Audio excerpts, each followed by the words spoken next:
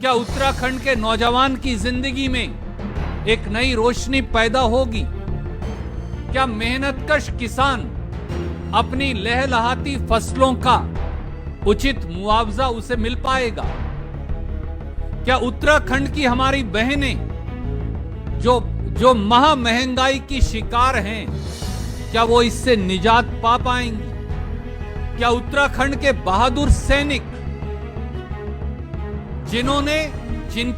जिनके शौर्य ने इस देश की को हमेशा सुशोभित किया है, क्या उन्हें न्याय मिल पाएगा? क्या उत्तराखंड का दलित और गरीब जो एक बेहतरीन जिंदगी की तलाश में है, उसे कुछ मिल पाएगा? क्या रेल विभाग में भर्तियों के खिलाफ भारत बंद का आंदोलन कर रहा है? भारतीय जनता पार्टी की सरकार का डीएनए गरीब, दलित और पिछड़ा विरोधी है।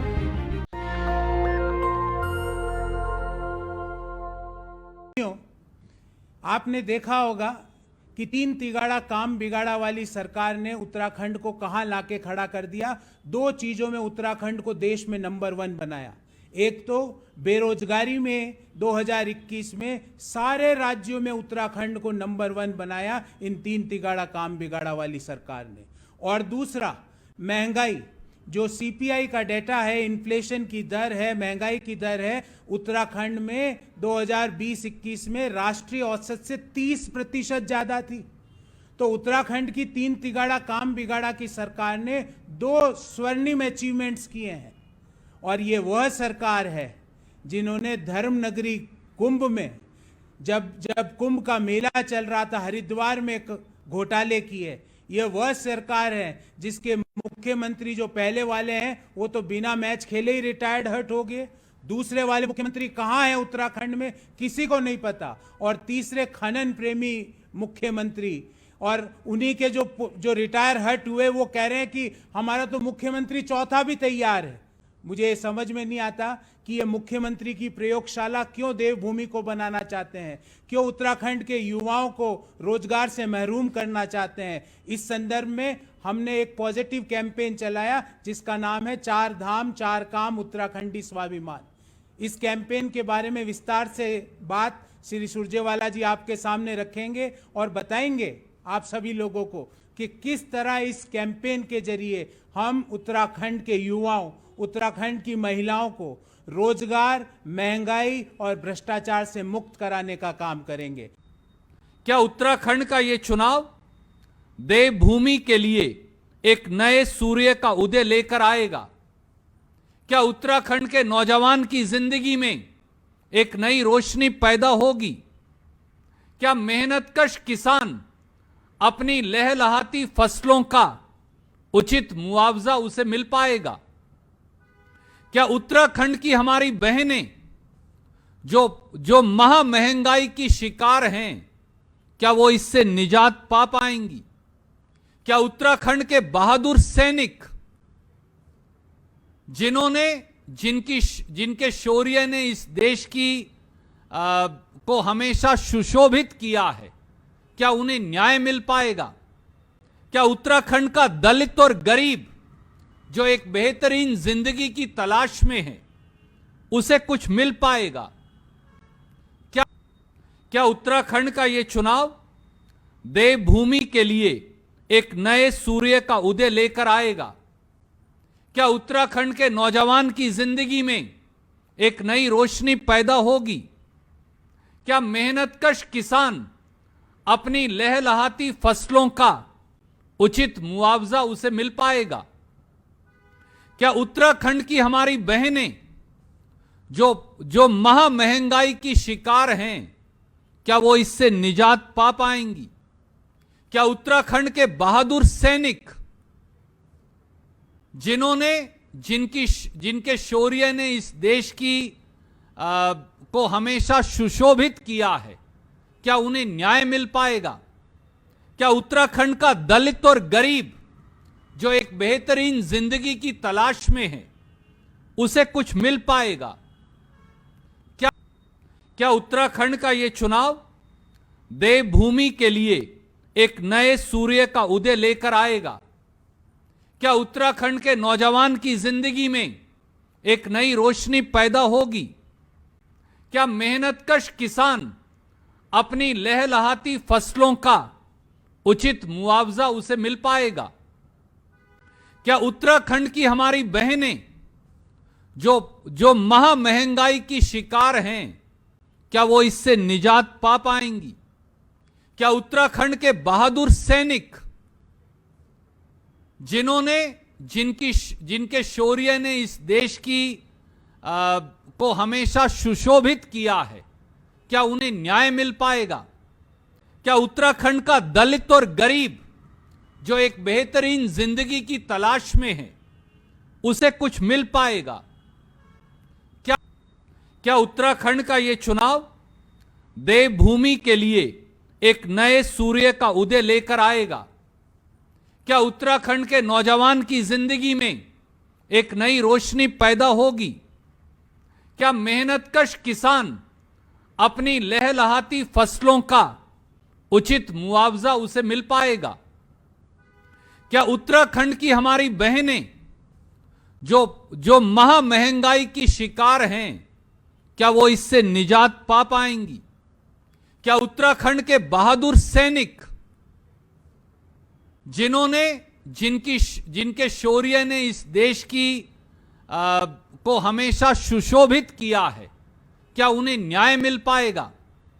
क्या उत्तराखंड का दलित और गरीब जो एक बेहतरीन जिंदगी की तलाश में है, उसे कुछ मिल पाएगा?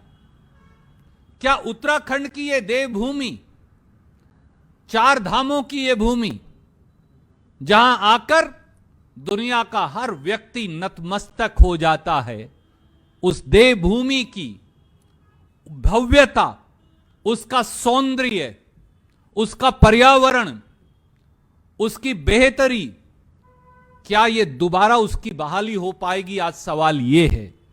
सवाल ये नहीं कि कौन सी पार्टी सत्ता में आएगी या कौन सा उम्मीदवार जीतेगा, उससे भी बड़ा सवाल है कि क्या आपकी जिंदगियां बदलेंगी? मेरे साथियों, दोस्तों, उत्तराखंड की देवभूमि के सौभाग्यशाली नागरिकों, यह चुनाव एक मौका है। यह चुनाव एक मौका है यहां के किसान के लिए। वोट डालिए, भाजपा को हराइए, किसान को न्याय दिलवाइए। याद करिए दिल्ली के दरवाजे पर लाखों किसान 380 दिन से अधिक न्याय की गुहार लगाते रहे।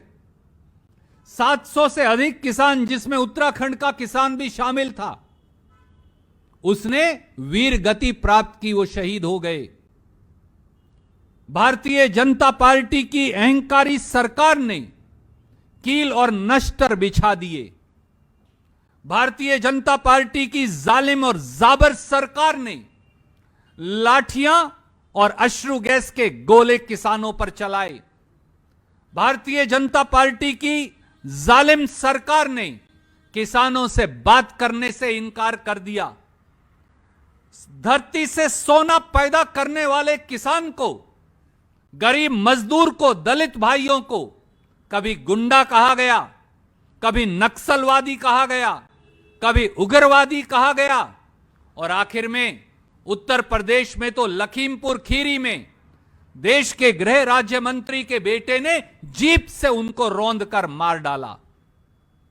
अगर हमारे भाई और बहन पूरे हिंदुस्तान के उपचुनाव के अंदर भारतीय जनता पार्टी को ना हराते तो खेती विरोधी 3 काले कानून वापस नहीं होते थे। एक चोट मारी थी उपचुनाव में, कर्नाटक से लेकर हिमाचल प्रदेश की देवभूमि तक। उसका परिणाम यह निकला कि वो काले कानून वापस लेने पड़े। उत्तराखंड की सरकार, भारतीय जनता पार्टी की सरकार लूट की खेती में लगी है। वो रोजगार की लूट हो, वो रोटी की लूट हो, वो नए रोजगार पैदा करने की विफलता हो। उत्तराखंड के अंदर बेरोजगारी की दर देश में सबसे अगले पायदान पर आज पहुंच गई है। जब पूरे देश में उत्तराखंड के समेत लॉकडाउन हुआ तो उत्तराखंड का व्यक्ति जो दिल्ली सहित उत्तर भारत के राज्यों में और महाराष्ट्र और कर्नाटक तक नौकरी करता है, रोजगार के लिए गया है, उन सबको वापस लौटना पड़ा। परंतु भारतीय जनता पार्टी की निकम्मी और नाकारा सरकार न उन्हें रोजगार दे पाई, न हमारे नौजवानों को रोजगार मुहैया करवा पाई। सच्चाई यह है कि वो केंद्र सरकार में हो, वो प्रांतीय भारतीय जनता पार्टी की सरकार हो, याद करिए मेरे नौजवान भाइयों और बहनों, आज जब मैं और आप इस स्वाभिमान रैली में एक दूसरे से बात कर रहे हैं, तो बिहार में, उत्तर प्रदेश में, दिल्ली में, उत्तराखंड उत्तर प्रदेश के नौजवान, बिहार और दिल्ली के नौजवान, पंजाब और हरियाणा का नौजवान रेल विभाग में भर्तियों के खिलाफ भारत बंद का आंदोलन कर रहा है। रेल विभाग में भर्तियों के खिलाफ भारत बंद का आंदोलन कर रहा है। रेल विभाग में भर्तियों के खिलाफ भारत बंद का आंदोलन कर रहा है। रेल विभाग में भर्तियों के खिलाफ भारत बंद का आंदोलन कर रहा है। पिछले 3 दिन के अंदर कई बार आगजनी हुई, लाठियां चली, परंतु रेल विभाग ने नौकरियों का कैलेंडर जारी नहीं किया। क्या आप जानते हैं कि दिल्ली में भारतीय जनता पार्टी की तथाकथित डबल इंजन की सरकार ने 30 लाख सरकारी नौकरियां खाली रखी हुई हैं। उत्तराखंड के अंदर भी सरकारी नौकरियां हो या निजी नौकरियां हो, उनकी यही हालत है। इसलिए अगर बेरोजगारी पर चोट करनी है तो वोट की चोट से भारतीय जनता पार्टी को हराइए। याद करिए, जब कच्चा तेल $108 प्रति बैरल था, कांग्रेस पार्टी की सरकार थी, तो डीजल 56 रुपया लीटर था, पेट्रोल 70 रुपया लीटर था। और पिछले अगर 5 साल आप देख लें तो औसत कच्चे तेल की, आज कुछ महंगा है, परंतु कच्चे तेल की औसत जो है वो $30 और $40 बैरल है। परंतु पेट्रोल 100 के पार, डीजल 100 के पार, चारों ओर हाहाकार। नहीं सुनती भारतीय जनता पार्टी की सरकार, यही कड़वा सत्य है। याद करिए, सत्ता ली थी भारतीय जनता पार्टी ने, मोदी जी ने, क्या कहकर कि हमारी बहनों को सिलेंडर सस्ते भाव पर गैस का देंगे। वो सिलेंडर जो 400 रुपया पर कांग्रेस पार्टी की सरकार छोड़कर गई थी, क्या बताइए मेरी बहनों, बताइए हमारी गृहिणियों और बेटियों, क्या वो सिलेंडर आज 1000 रुपया पर नहीं पहुंच गया? कहां से लेकर आए गरीब आदमी, कहां से घर का खर्चा चलाएं, कहां से चूल्हा चौका चलाएं? आज दाल 140 और 150 रुपया किलो है। ये कहा जाता था ये मुंह और मसर की दाल, अब तो मसर की दाल खानी और घर में बनानी मुश्किल हो गई। खाने का तेल 200 रुपया लीटर, डलवाने का तेल 100 रुपया लीटर, गैस का सिलेंडर 1000 रुपया लीटर। और इस 1 जनवरी से भारतीय जनता पार्टी ने महंगाई का नया तड़का लगा दिया। वो तड़का क्या है? महंगाई का वो तड़का है कि अब कपड़े और जूते दोनों महंगे, उनके ऊपर टैक्स बढ़ाकर अब 18, 20, 25% कर दिया गया है। और ये देखिए कमाल की बात, ये लिखकर कहा, साथियों, भाइयों, बहनों, ये आश्चर्य की बात है। ये कहा कि 1000 रुपए तक का अगर जूता खरीदेंगे तो टैक्स केवल उस पर बढ़ेगा। यानी अमीर के जूते पर कोई टैक्स नहीं, परंतु आम जनमानस, चप्पल, जूता, जूती खरीदने वाला, अगर हवाई चप्पल पहनने वाला हवाई चप्पल लेने जाएगा तो उस पर अब 18, 20, 25% टैक्स लगा करेगा। कपड़े के ऊपर भी टैक्स जड़ दिया। जब श्री राहुल गांधी जी ने, श्रीमती सोनिया गांधी जी ने, कांग्रेस पार्टी ने विरोध किया तो कहा कि ठीक है, इसे 1 मार्च तक छोड़ देते, यानी उत्तराखंड का चुनाव पूरा हो जाए, पंजाब और उत्तर प्रदेश का चुनाव पूरा हो जाए, उसी दिन आपके बुने हुए कपड़ों पर 1000 रुपए तक कमीज लेने जाएंगे, पजामा कुर्ता लेने जाएंगे, टोपी शाल धोती लेने जाएंगे, उन सब के ऊपर अब मोदी या भाजपा टैक्स लगा करेगा। भारतीय जनता पार्टी की सरकार का डीएनए गरीब, दलित और पिछड़ा विरोधी है। आप कोई निर्णय उठाकर देख लीजिए, आए दिन पूरे हिंदुस्तान में हमारे दलित भाइयों पर प्रहार होता है।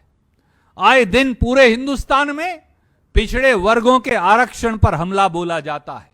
आए दिन कोई ऐसा फैसला लिया जाता है जिससे गरीब, अल्पसंख्यक, दलित, पिछड़े उन्हें किसी ना किसी तरह से प्रताड़ित किया जाए।